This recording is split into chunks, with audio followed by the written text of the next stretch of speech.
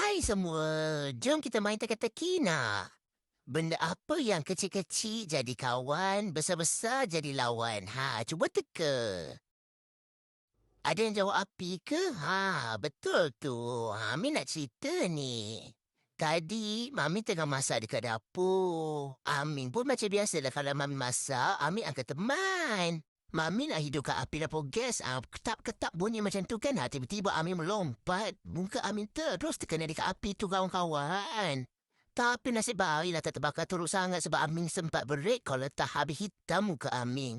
Cuma misai Amin lah angus-angus sikit. Mami terus terkejut Mami padam api tu terus. Lepas tu Mami bau macam angus-angus, macam bau terbakar-bakar. Macam tu Mami pun cek muka Amin.